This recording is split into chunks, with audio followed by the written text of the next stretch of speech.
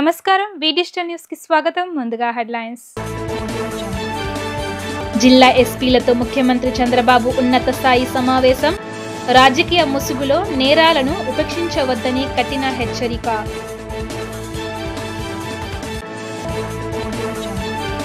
ప్రజల మధ్య వైషమ్యాలు సృష్టించే కుట్రలకు పాల్పడుతున్నారన్న ఉప ముఖ్యమంత్రి Pawan Kalyan. Social media YouTube ఛానళ్ల పట్ల అప్రమత్తంగా ఉండాలని సూచన.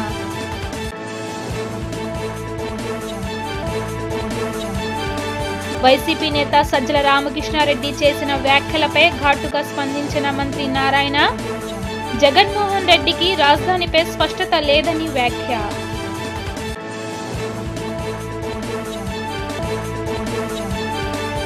ఇక డీటెయిల్స్ చూస్తే, శాంతి భద్రతల విషయంలో రాజీ పడొద్దని, రాజకీయ ముసుగులో నేరాలు చేస్తే తొక్కేయండి అంటూ జిల్లాల ఎస్పీలకు ముఖ్యమంత్రి చంద్రబాబు ఆదేశాలు ఇచ్చారు. రాష్ట్రంలో శాంతి భద్రతలు బాగుంటేనే పెట్టుబడులు వచ్చి రాష్ట్రం అభివృద్ధి చెంది ఉపాధి అవకాశాలు పెరుగుతాయన్నారు.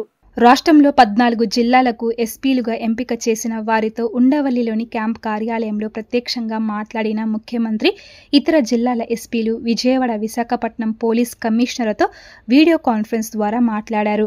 నేరాల తీరుతెన్నెలు మారుతున్నాయని అన్నారు. రోజురోజుకు కొత్త సవాళ్లు ఎదురవుతున్నాయని, వాటిని అదుపు చేయాలంటే టెక్నాలజీకి ప్రాధాన్యం ఇవ్వాలని తెలిపారు. సీసీటీవీ ఫుటేజీ లేకపోతే పాస్టర్ ప్రవీణ్ మృతిపై ప్రభుత్వాన్ని నిందించేవారు. నిరసనల పేరుతో కుట్రలు చేస్తే సహించొద్దు. సోషల్ మీడియాలో మహిళలపై అనుచిత పోస్టులు పెట్టే సైకోలపై ఉక్కుపాదం మోపండి అంటూ ఎస్పీలకు ఆయన దిశానిర్దేశం చేశారు. మారుతున్న నేరాలకు అనుగుణంగా పోలీసులు నైపుణ్యాన్ని పెంచుకోవాలని, అధునాతన టెక్నాలజీని అందిపుచ్చుకోవాలని సూచించారు. రాష్ట్రంలో సంక్షేమ ఫలాలు అందిస్తూ అభివృద్ధి దిశగా సుపరిపాలన సాగిస్తున్న తరుణంలో ప్రజల మధ్య వైషమ్యాలు సృష్టించే విధంగా కుట్రలు మొదలయ్యాయని జనసేన అధినేత డిప్యూటీ సీఎం పవన్ కళ్యాణ్ అన్నారు. ఇలాంటి కుట్రలకు పాల్పడే వారి పట్ల అప్రమత్తంగా ఉండాలని ఆయన సూచించారు. జనసేన పార్టీ నాయకులు, శ్రేణులు, కార్యకర్తలకు ఒక ప్రకటన విడుదల చేశారు. సామాజిక మాధ్యమాల ముసుగులో యూట్యూబ్ ఛానళ్ల పేరుతో మరో మార్గంలోనూ కులాల మధ్య, మతాల మధ్య చిచ్చు పెడుతున్నారని మండిపడ్డారు. ఇలా కుయుక్తులతో సమాజంలో అశాంతి, అభద్రత కలిగించే వ్యక్తుల నైజాన్ని 10 ఏళ్లుగా చూస్తున్నామని అన్నారు. వారి ఉచ్చులో పడి ఆవేశాలకు లోనే ఘర్షణ వాతావరణానికి తావీయవద్దని స్పష్టం చేశారు. ఆవేశాలు ప్రదర్శిస్తే కుట్రదారులు ఆశించిన ప్రయోజనాలు నెరవేరుతాయని అన్నారు. ప్రజల మధ్య సామరస్య వాతావరణం చెడగొట్టేలా రెచ్చగొట్టడానికి నాయకులు బయటకు వస్తారని, కులాల మతాల మధ్య విభేదాలు తీసుకువచ్చేలా వ్యవహరించే వారిపై ఫిర్యాదు చేయాలని పేర్కొన్నారు. వైసీపీ అధ్యక్షుడికి రాజధానిపై స్పష్టత లేదని, రాజధానికి 30,000 ఎకరాలు కావాలని ఆయనే అసెంబ్లీలో చెప్పడాన్ని మంత్రి నారాయణ చెప్పారు. ఆ తరువాత పొలిటికల్ గేమ్తో 3 ముక్కలాట ఆడి ఏ పార్టీ అయినా ప్రజల అభిప్రాయం ప్రకారం రాజకీయం చెయ్యాలి అని సూచించారు. అమరావతికి రైల్వే కనెక్టివిటీ, పోర్టు, ఎయిర్పోర్టు దగ్గరలోనే ఉన్నాయని, అమరావతికి ఒప్పుకొని అసెంబ్లీలో జగన్ కూడా చేతులెత్తాడు అనే విషయాన్ని వైసీపీ నేతలకు మరోసారి గుర్తు చేశారు. అమరావతి రాజధానిపై అధికారంలో ఉన్నప్పుడు 3 రాజధానులు అని, మళ్లీ అధికారం కోసం అమరావతి అని మాట మార్చడం కరెక్ట్ కాదని స్పష్టం చేశారు. వైసీపీ నేత సజ్జల రామకృష్ణారెడ్డి చేసిన వ్యాఖ్యలపై ఘాటుగా స్పందించారు. అంటే వాళ్ళకి అసలు ఒక స్టెబిలిటీ లేదు. ఆ పార్టీకి ఒక స్టెబిలిటీ, ఒక నిలకడ, ఒక మాట. ఎందుకంటే 2014-19లో ఆ రోజు ప్రతిపక్షంగా ఉన్నాడు. ఈరోజు ప్రతిపక్ష నాయకుడు కాదు. ప్రతిపక్ష నాయకుడిగా ఉన్నప్పుడు అమరావతి క్యాపిటల్ అని ఆయనే స్వయంగా యాక్చువల్గా చెప్పడం జరిగింది. 30,000 ఎకరాలు కావాలనే దాన్ని కూడా ఆయనే చెప్పడం జరిగింది. మళ్ళా 1924 వచ్చేలాగా మాట మార్చారు. ఆయన పొలిటికల్ గేమ్ ఆడి 3 ముక్కలు ఆడాడు. ప్రజలు బుద్ధి చెప్పారు. ఇప్పుడు మళ్ళీ ఏంటంటే ఇక్కడైనా యాక్చువల్గా వాళ్ళ నాయకుడు యాక్చువల్గా ఒకరు చెప్పడం జరిగింది. ఎప్పుడూ నాయకుడికి స్టెబిలిటీ ఉండాలి. ఏదన్నా ఒక డెసిషన్, ఎన్ని మేజర్ డెసిషన్, చిన్న డెసిషన్ కాదు. ఒక రాష్ట్రానికి రాజధాని అంటే అది చిన్న డెసిషన్ కాదు. ప్రజలందరూ అభిప్రాయం తీసుకొని చేయాలా, ఒక వ్యక్తి డెసిషన్ కాదు. అదే మా ముఖ్యమంత్రి గారు ప్రజలందరూ అభిప్రాయం తీసుకొని ఫైనల్గా అమరావతి అయితే ఈ రాష్ట్రంలో ఉన్న కంబైన్డ్ జిల్లాలు 13 ఉంటే 13కి సెంటర్ పాయింట్ అది. అటుపక్క కంబైన్డ్ జిల్లా అయినట్టు అనంతపురం కానీ, ఇటుపక్క కంబైన్డ్ జిల్లా అయినటువంటి శ్రీకాకుళం తీసుకున్న సెంటర్ పాయింట్. ఇక్కడ వాటర్ ఉంది, రోడ్డు నేషనల్ హైవే ఫెసిలిటీ ఉంది, తర్వాత ట్రైన్ ఫెసిలిటీ ఉంది, ఎయిర్పోర్ట్ ఫెసిలిటీ ఉంది, దగ్గరలోనే పోర్ట్ ఫెసిలిటీ ఉంది. వీటిలన్నిటి కన్సిడర్ చేసి ప్రజల అభిప్రాయం తీసుకొని మా ముఖ్యమంత్రి గారు రోజు నిర్ణయించారు. దానికి ఆయన కూడా చేతులు ఎత్తాడు అసెంబ్లీలో. ప్రభుత్వం మారంగానే ఆయన ప్రభుత్వం రాగానే మార్చేశాడు. మళ్ళీ ఇప్పుడు ప్రభుత్వం ఉంది కాబట్టి మళ్ళీ మాట ఇది కరెక్ట్ కాదు, ఇలా చేస్తే చెప్పాను కదా ప్రజలు ఆ 11 సీట్లు కూడా ఇక్కడ 0 చేస్తారు. అసలు పరిపాలన ఏంటంటే స్టెబిలిటీ ఉండాలా, డెసిషన్ తీసుకునే ముందు ప్రజాభిప్రాయం తీసుకోవాలా, ప్రజా పరిపాలన చేయాలా. అంతేకాని రూమ్లో కూర్చొని ఒక 4 అడ్వైజర్లు పెట్టుకొని వాళ్ళు ఇచ్చే డెసిషన్ ప్రకారం చేస్తే ఇట్నే ఉంటాయి. కాదు సార్, సజ్జల గారి మాటలనే పరిగణలోకి తీసుకోవాలా, జగన్ దీని మీద స్పష్టత ఇవ్వాలనుకుంటారు. అంటే వాళ్ళ పార్టీలో సీనియర్ నాయకుడే కదా, గత 5 సంవత్సరాలు ఏది మాట్లాడినా ఎవరికి కౌంటర్ వేసినా ఆయనే సజ్జలు. ఎందుకంటే ఎవరికైనా ఈరోజు నేను మంత్రిగా, మున్సిపల్ శాఖ మంత్రిగా నేను చెప్పానంటే ఖచ్చితంగా పార్టీ దృష్టిలో పెట్టుకుని పార్టీ పరంగా మాట్లాడటం, ప్రభుత్వ పరంగా మాట్లాడటమే. నేను మాట్లాడింది మా ముఖ్యమంత్రి గారు తప్పు అనరు కదా, ఏదైనా ఉంటే మా కరెక్షన్ చెప్తారు. కానీ ప్రజలకి నేను చెప్పినా అది బాధ్యతగా చెప్పాలా. ఈరోజు సజ్జలు చెప్పాడంటే వాడి పార్టీలో బాధ్యతగా చెప్పినట్టే. కాబట్టి వాళ్ళకి స్టెబిలిటీ లేదు, వాళ్ళకి ఏం చేయాలనేది ప్రజాభిప్రాయం తీసుకొని చేయటం ఎప్పుడు. ఎందుకంటే అసెంబ్లీ అనేది ఏంది, రాష్ట్రంలో ఉన్న 175 కాన్స్టిట్యున్సీలో మెజారిటీ కాన్స్టిట్యున్సీ యొక్క వాళ్ళ అభిప్రాయాలు, వాళ్ళ ఆలోచనలు తీసుకొని ప్రజలకు ఉపయోగపడే చట్టాలు చేయటం. అక్కడ చట్టాలు చేసే దగ్గరే చెయ్యెత్తి ప్రభుత్వం బాగానే మళ్ళీ చేయి తీస్తే ఏంటి? పరిపాలనలో వేగాన్ని పెంచవలసిన సమయం ఆసన్నమైందని సీఎం చంద్రబాబు అన్నారు. మంత్రివర్గ బృందం ఈ దిశగా సమర్థవంతంగా పనిచేయాలని స్పష్టం చేశారు. అన్ని ప్రభుత్వ శాఖల కార్యదర్శులు, మంత్రులు సమిష్టిగా పనిచేయాలని ఆయన సూచించారు. 5 ఏళ్ల వైసీపీ పాలన సృష్టించిన విధ్వంసం నుంచి రాష్ట్రం ఇప్పుడిప్పుడే కోలుకుంటుందని, ఈ దశలో అలసత్వానికి తావు లేదని ఆయన మంత్రులకు దిశానిర్దేశం చేశారు.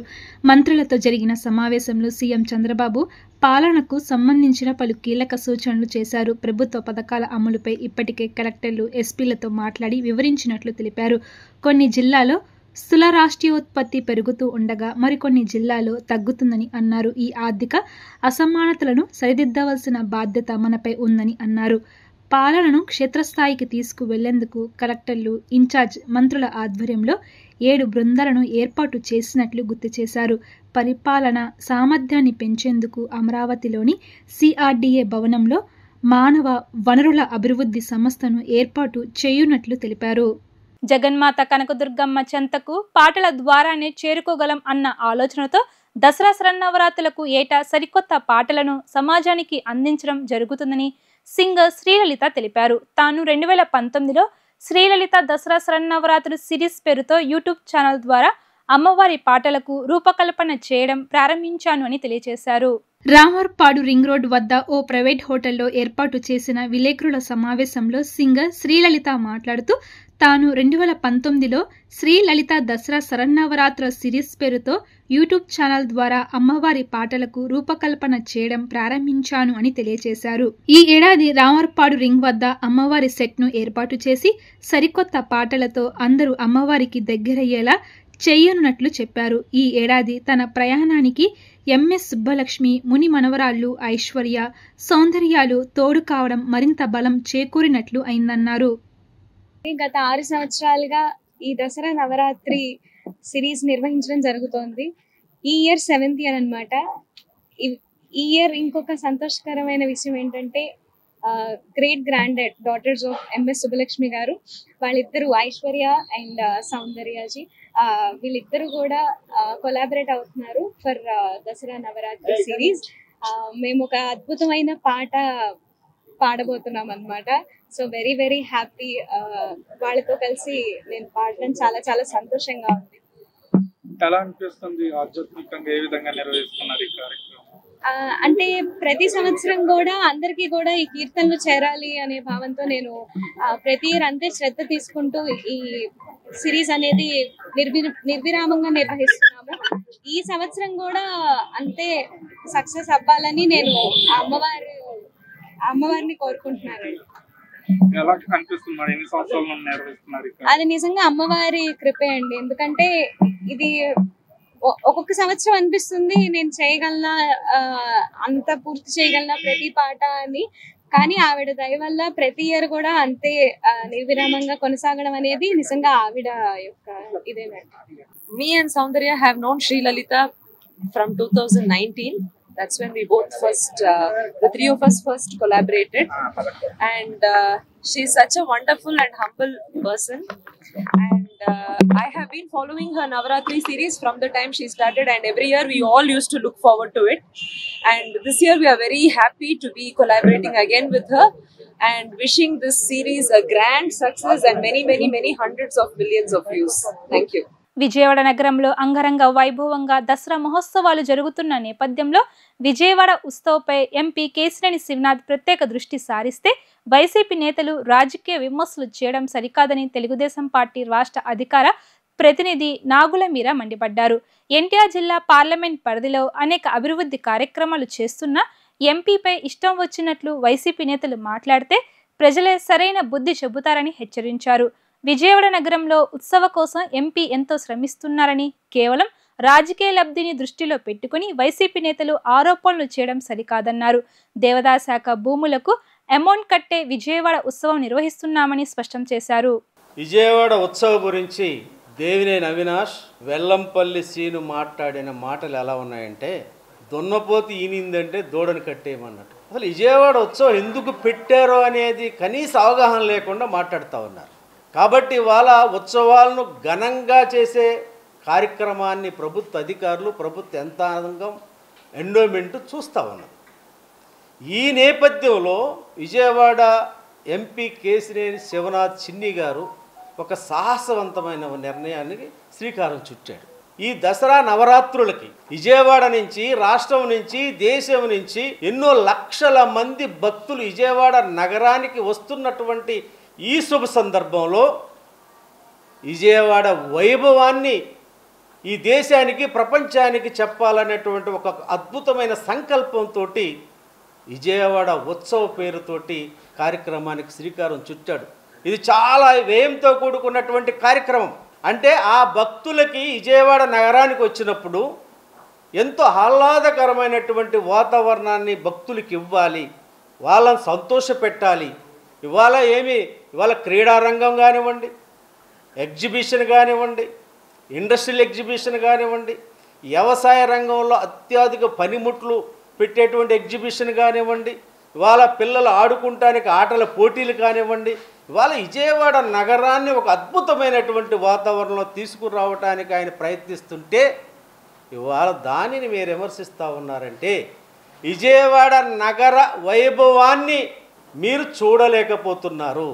నిజంగా విజయవాడ నగర పౌరులైతే ఈ ప్రయత్నాన్ని గర్వించాలి. ఇవాళ 40 ఎకరాలు ఎండోమెంట్ ల్యాండ్ని తీసుకున్నది ఎవరి సొంతానికి తీసుకున్నారా? వెల్లంపల్లి సీను, అవినాష్. ఇవాళ ఒక ఎగ్జిబిషన్ ఏర్పాటు చేయడానికి ఎండోమెంట్ దగ్గర నుంచి డబ్బులు చెల్లించి తీసుకున్నాం. మీకు తెలుసో లేదో, ఏ ప్రభుత్వ భూమి అయినా సరే, ఎండోమెంట్ అయినా, వక్ఫ్ అయినా, లేకపోతే అసైన్ ల్యాండ్ అయినా, ఏదైనా ప్రజా అవసరాలకు ఉపయోగించుకోవచ్చు. మీలాగా ఆక్రమించుకుంటానికో, మీలాగా దోసుకుంటానికో కాదు.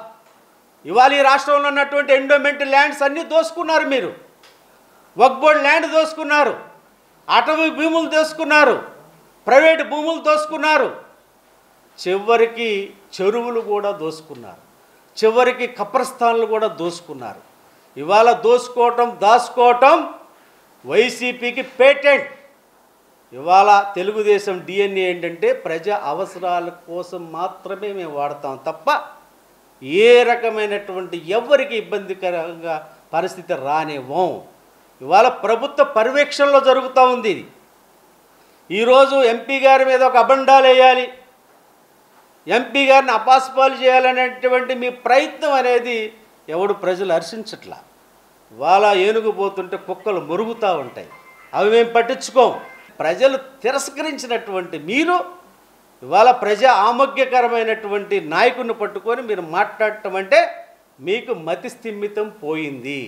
ఇవాళ మీ ప్రభుత్వంలో ఉన్నటువంటి పెద్ద మనుషులు, భూదందాలు చేసిన వాళ్ళు, ఇసుక దందాలు చేసిన వాళ్ళు, లిక్కర్ మాఫియాలు జైలు నిండా కూర్చొని ఉన్నారు. మీరు అధికారులు వదలలేదు. ఎమ్మెల్యేలు, ఎంపీలు, మంత్రులు ఎక్కడున్నారంటే ఇవాళ జైల్లో ఉండే పరిస్థితికి తెచ్చినటువంటి మీ పార్టీ నాయకులు మా గురించి మాట్లాడతారా?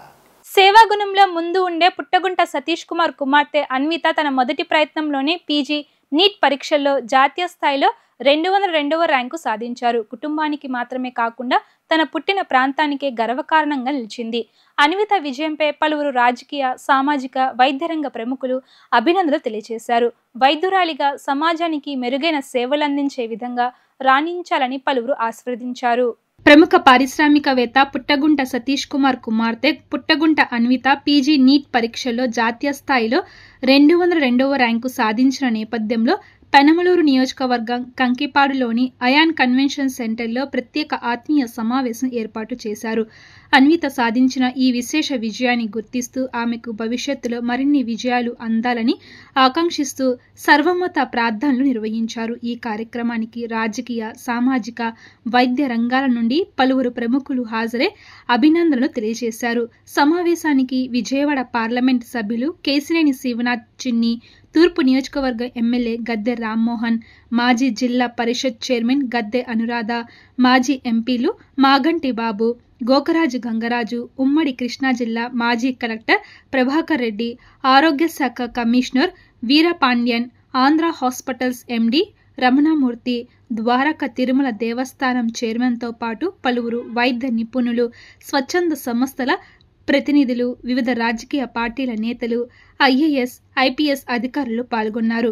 ఈ సందర్భంగా ఎంపీ కేశినేని శివనాథ్, ఎమ్మెల్యే గద్దె రామ్మోహన్ మాట్లాడుతూ ప్రముఖ పారిశ్రామికవేత్త పుట్టగుంట సతీష్ కుమార్ కుమార్తె అన్విత జాతీయ స్థాయిలో 202వ ర్యాంకు సాధించడం గర్వకారణమని అన్నారు. వైద్య రంగం భవిష్యత్తులో మరింత ప్రాధాన్యం పొందబోతుందని, అన్విత ఆ రంగంలో రాణించి సమాజానికి సేవలు అందించాలని ఆకాంక్షించారు. తండ్రి చేస్తున్న సేవా కార్యక్రమాలు ప్రజలకు ఆదర్శమని, అదే బాటలో నడిచి మంచి వైద్యురాలిగా గుర్తింపు తెచ్చుకోవాలని సూచించారు. అన్విత విజయం కుటుంబానికి మాత్రమే కాకుండా సమాజానికి కూడా గర్వకారణమని ఆయన అభిప్రాయపడ్డారు.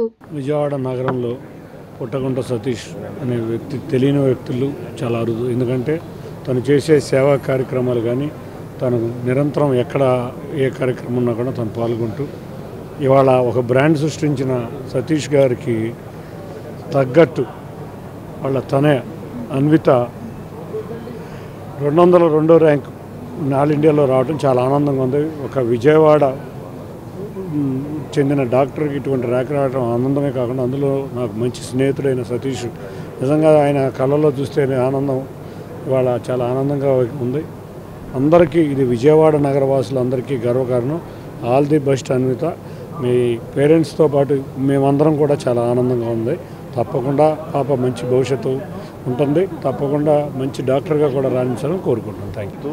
ఎయిర్పోర్ట్లో సరదాగా వాళ్ళ నాన్న మాట్లాడుతూ కనీసం 2000 ర్యాంక్ అన్నా వస్తుందంటే 2000 ర్యాంకు 200 ర్యాంక్ వస్తే నీకేమైనా అభ్యంతరం అని జోక్గా అంది. అదేవిధంగా రిజల్ట్స్ కూడా చూస్తే 200 ర్యాంక్ వచ్చింది. ఆయన అప్పుడు ఇంకా రిజల్ట్స్ రాలేదు, 15 రోజుల తర్వాత రిజల్ట్స్ వచ్చింది. ఆ ఎయిర్పోర్ట్ నుంచి నాకు ఫోన్ చేశాడు సతీష్ గారు. ఈ విధంగా అంటారు, మంచిదే కదా, మా కనీసం 1000 వస్తుంది ఆ కాన్ఫిడెన్స్ అనుకున్నాం. బట్ 2200 ర్యాంక్ రావటం, విజయవాడ బిడ్డ అవటం, మంచి డాక్టర్గా ఇవన్నీ ఇప్పుడున్న మెరిట్లన్నీ చూస్తే రేపు అంత చదువు అయిపోయిన తర్వాత కూడా ఒక ఉన్నతమైన డాక్టర్గా, ఉన్నతమైన విలువల డాక్టర్గా తీర్చిదిద్దబడుద్దని వాళ్ళ నాన్నగారు సతీష్ గారు నిరంతరం చేసే సేవా కార్యక్రమాల్లో మరి ఆ పుణ్యం పాపకి దక్కిందని, ఆ పాప ఆయన పేరు నిలబెట్టేదిగా మంచి దారిలో ఇప్పుడు పీసీలో 200 ర్యాంక్ వచ్చిందండి. ఇక ఆల్మోస్ట్ ఎండుకు వచ్చినట్టే, డాక్టర్గా ఎండుకు వచ్చినట్టే. తర్వాత సూపర్ స్పెషాలిటీ కూడా చేసి అందరికీ సర్వీస్ చేయాలని మేమందరం కూడా గర్వపడే విధంగా డాక్టర్గా తీర్చిదిద్దడానికి మనస్ఫూర్తిగా కోరుకుంటున్నాం. భవానీ ఐలాండ్, బరం పార్క్ వంటి పర్యాటక కేంద్రాలను ప్రైవేటీకరించే ప్రభుత్వ నిర్ణయాన్ని సిపిఎం తీవ్రంగా వ్యతిరేకిస్తుందని సిపిఎం పశ్చిమ నగర కార్యదర్శి బోయి సత్యబాబు అన్నారు. ప్రజల ఆస్తులను ప్రైవేట్ వారికి అప్పగించడం లూటీ తప్ప మరేది కాదని విమర్శించారు. రాష్ట్ర వ్యాప్తంగా 22 పర్యాటక కేంద్రాలు, 1000 కోట్లకు పైగా విలువైన ఆస్తులను ప్రభుత్వం చౌకగా ప్రైవేట్ వారికి అందజేయడానికి ప్రయత్నిస్తుందని ఆయన ఆరోపించారు. గతంలో అప్పులు తీసుకుని అభివృద్ధి చేసిన ప్రాజెక్టులను ఇప్పుడు నేరుగా కాంట్రాక్టుల రూపంలో అప్పగించడం ప్రజలపై భారమన్నారు. ముసాఫిర్ ఖానా కాంట్రాక్టుకు ఇచ్చిన కారణంగా పేదల పెళ్లిళ్లకు అదనపు భారం పడుతుందని, వెంటనే దాన్ని రద్దు చేసి ఉచితంగా అందుబాటులో ఉంచాలని డిమాండ్ చేశారు. ప్రజల ఆస్తులను కాపాడకుండా ప్రైవేటీకరణ పేరుతో లూటీలు చేసే విధానాలను ప్రభుత్వం నిలిపివేయాలని, లేని పక్షంలో ప్రజా సంఘాలు, రాజకీయ పక్షాలతో కలిసి పెద్ద ఎత్తున ఆందోళనలు చేపడతామని హెచ్చరించారు.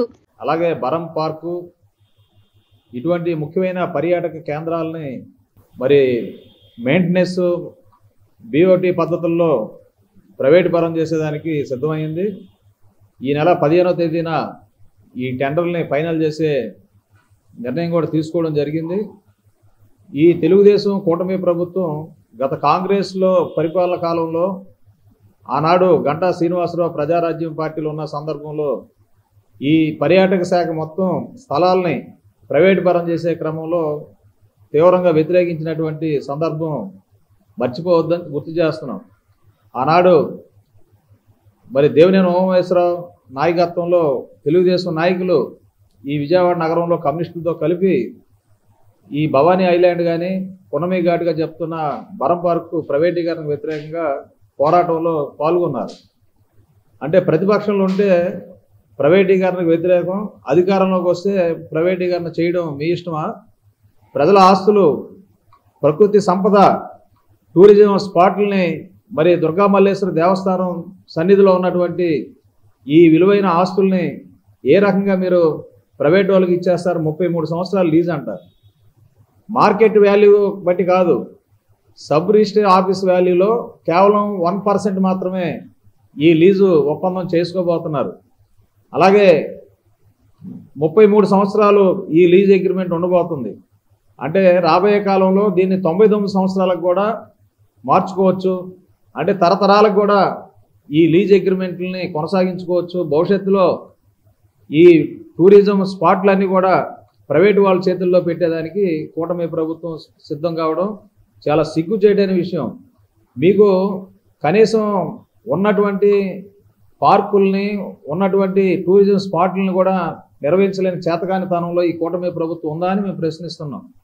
అలాగే 450 ఎకరాలు విలువైనటువంటి స్థలాల్ని, 1000 కోట్ల రూపాయల ఖరీదైనటువంటి స్థలాల్ని కారు చౌకగా ఈ కూటమి ప్రభుత్వానికి సంబంధించిన అనిలకి కట్టబెట్టేదానికి ఈ కూటమి ప్రభుత్వం కుట్రలు చేస్తుంది. ఇది నమ్మక ద్రోహ చర్య. ప్రజల ఆస్తుల్ని కబ్జా చేయడం తప్ప మరొకటి కాదని ఈ సందర్భంగా CPMగా మేము ఈ నిర్ణయాన్ని వ్యతిరేకిస్తున్నాం.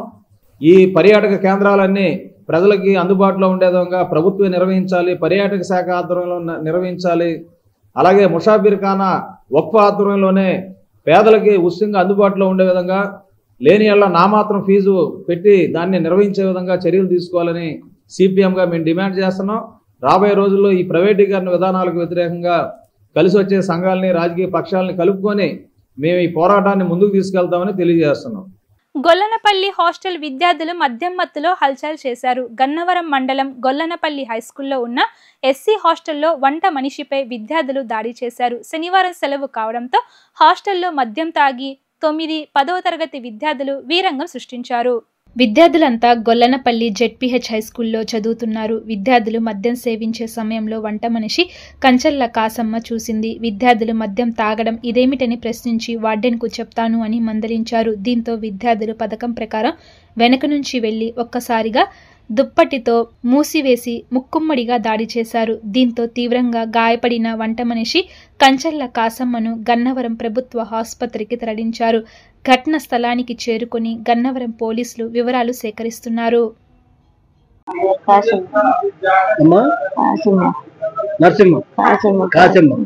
ఏం జరిగిందమ్మా? మీరు హాస్పిటల్కి ఎందుకు వచ్చారు? మీరు ఎక్కడ చేస్తారు? ఏం జరిగిందమ్మా? హాస్టల్లో చేస్తానండి, పని చేస్తానండి. హాస్టల్లో పని చేస్తే పిల్లలు ఇద్దరు ఏదో తాగుతున్నారని పట్టుకున్నారండి. పట్టుకుంటే వాళ్ళు దుప్పట్లు కుమ్మేసేసి ఈక తీసుకేసారు. గొంతుకంతా తీసుకేసి నడుము మీద 10-15 మంది కూకున్నారండి. అది అండి అసలు. కేసు పెట్టావమ్మా పోలీస్ స్టేషన్ లో? రాసుకున్నారండి. మీ వార్డెన్ గారి పేరు ఏం పేరమ్మా? నువ్వు చేసే వార్డెన్ గారి పేరు? ఏ ఊరు హాస్టల్ అన్నది? ఆ పేర్లు మీ మీద ఇప్పుడు ఎందుకు కొట్టారు పిల్లలు మిమ్మల్ని? ఎందుకు ఏం చేశారు? పట్టుకున్నానండి. మందు తాగుతున్నారని మీరు మందలించారా? ఎక్కడ తాగుతున్నారమ్మా మందు? స్కూల్ పైన, స్కూల్ పైన, హాస్టల్ పైన. హాస్టల్ ఎక్కడ? జ్యోతి అండి. మా అమ్మగారు గొల్లపల్లి జెడ్పీహెచ్ఎస్ స్కూల్ బాయ్స్ హాస్టల్లో చేసింది. మా అమ్మ మధ్యాహ్నం 3ంటికి పిల్లలు కనిపించట్లేదని డాబా పైకి వెళ్ళింది. ఆ క్రమంలో పిల్లలు పైన ముందు తాగుతూ కనిపించారు. ఏంటయ్యా మీరు ఈ పనులు చేయడం అని చెప్పి మా అమ్మ మందలించడంతో ఆ పిల్లలు మా అమ్మ రిటర్న్ మళ్ళీ కిందకి రావడమే దుప్పటి ముసుకేసి ఇట్లా గొంతుకు బిగించి కొట్టడం జరిగింది. మా అమ్మ అరిసినా కానీ వదల్లా. తర్వాత కింద పడేసి నడుము మీద కూర్చుని బాగా గట్టిగా బలంగా లాగి కొట్టడంతో మా అమ్మ స్పృహ తప్పి కింద పడిపోయింది. ఆ క్రమంలో మాకు ఫోన్ చేసింది. ఫోన్ చేయగానే మేము వెంటనే రెస్పాన్స్ అయ్యి మా తమ్ముడు నేను వచ్చాం. రాగానే మాకు ఇలా జరిగింది అని చెప్పింది సార్. అది అందుకని మేము తీసుకొచ్చి పోలీస్ స్టేషన్ లో ఫిర్యాదు చేసి మేము గవర్నమెంట్ హాస్పిటల్ కి తీసుకొచ్చాం. ఒక 10-15 మంది పిల్లలు ఉంటారండి. వార్డెన్ పేరు దానియల్ అంటే. వార్డెన్ గారు ఏమనలేదండి, సరేలే అని అన్నారు. చూశారు, వస్తున్నారండి. పోలీస్ స్టేషన్ కి ఫిర్యాదు చేసి వచ్చామండి. వార్తలు ముగించే ముందు హెడ్లైన్స్ మరోసారి. జిల్లా ఎస్పీలతో ముఖ్యమంత్రి చంద్రబాబు ఉన్నత స్థాయి సమావేశం. రాజకీయ ముసుగులో నేరాలను ఉపేక్షించవద్దని కఠిన హెచ్చరిక.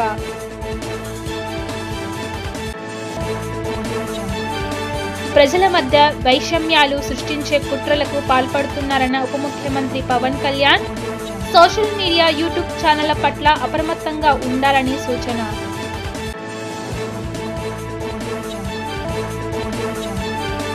వైసీపీ నేత సజ్జల రామకృష్ణారెడ్డి చేసిన వ్యాఖ్యలపై ఘాటుగా స్పందించిన మంత్రి నారాయణ.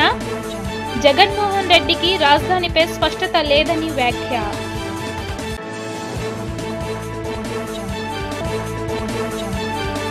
ఇవి ఇప్పటి వరకున్న అప్డేట్స్. కీప్ వాచింగ్ వి డిజిటల్ న్యూస్.